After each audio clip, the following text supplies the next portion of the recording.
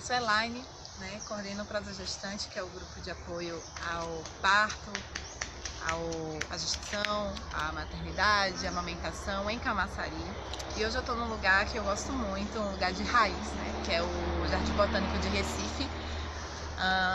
E para anunciar essa novidade que é o canal do Prosa, né? O nosso objetivo com esse canal é trazer uma mescla, né, de informação e também de acolhimento, né, trazendo os relatos das mulheres que já experienciaram, né, suas histórias, né, relativas a esses temas, para que vocês de fato se sintam representadas, né, se sintam acolhidas, se sintam, não se sintam só, né, se sintam de fato de parte de uma rede, né, que já existe dentro da cidade, com o objetivo de fortalecimento de quem busca, né, um jeito diferente de receber, né, essa nova vida, tanto olhando para quem está chegando, quanto olhando para si mesmo.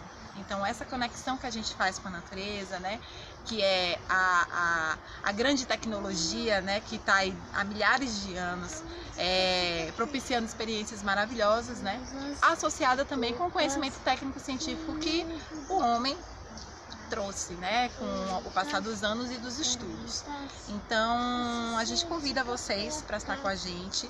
Nossos próximos vídeos, né, vão trazer as mulheres de Camaçari que já experienciaram suas histórias, né, relativas a esses temas, e também profissionais que possam estar trazendo informações, né, com respaldo científico, técnico, para que se possa tomar uma decisão consciente, né? Então a gente espera vocês nos próximos vídeos.